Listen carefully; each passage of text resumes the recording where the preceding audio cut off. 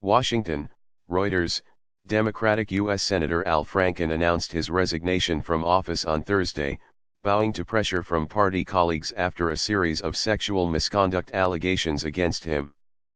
Franken, 66, a former comedian who had been seen as a rising star in the Democratic Party, said on the Senate floor he would be leaving in a few weeks. I know in my heart that nothing I trademark ve done as a senator, nothing, has brought dishonor on this institution Franken said.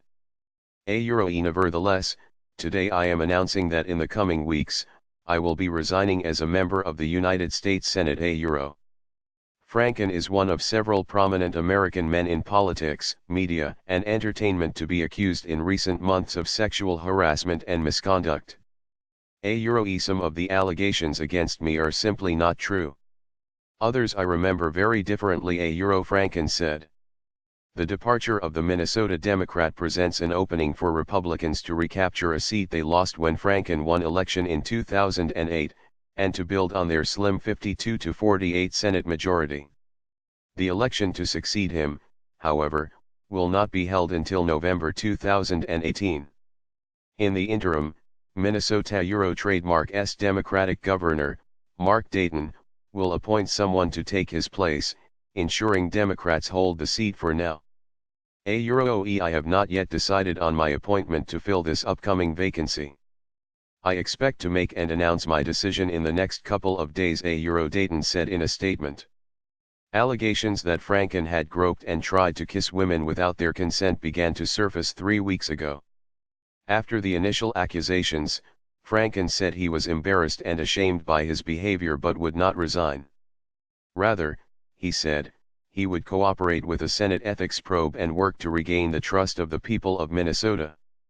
However, on Wednesday, calls for him to resign came from the majority of his Democratic colleagues in the Senate, including Democratic leader Chuck Schumer and almost all of the Democratic women in the chamber.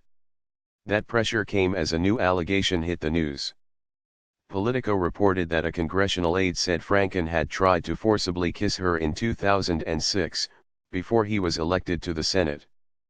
Franken denied the allegations, Politico reported. Reuters has not independently verified the accusations against him. Trademark in departure. Striking a somewhat defiant tone, Franken sought to contrast himself with two Republicans, President Donald Trump and Senate candidate Roy Moore.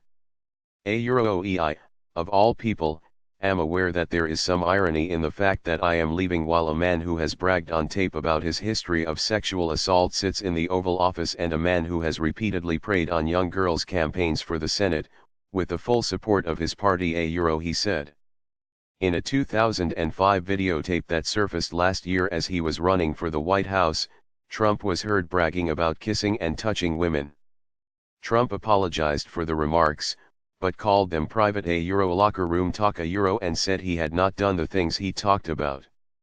Trump also denied allegations at that time by at least 12 women of sexual advances and groping in the past. Reuters has not independently verified the accusations. Moore, who is running for the Senate in Alabama, has been accused by several women of sexual assault or misconduct when they were teenagers, and Moore was in his early 30s. Moore, 70, has denied the accusations, which Reuters has not independently verified. Moore has been backed by Trump, but Senate Republicans have been cooler toward his candidacy ahead of a special election on Tuesday.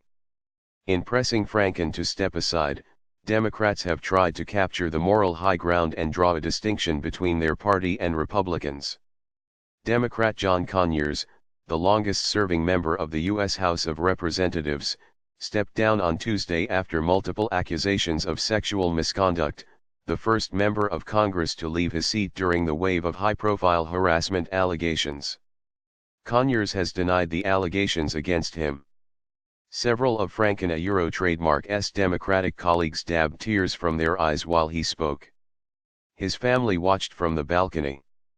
Afterward, his Democratic colleagues lined up to embrace him, including many of the women who had called for his resignation. The election to fill Franken trademark's seat next year could be close.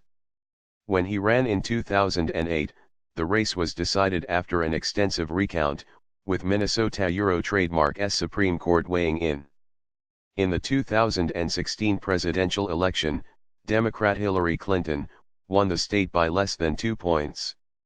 Before he switched to politics, Franken rose to national prominence as a cast member on the long-running television program A Euro e Saturday Night Live A Euro.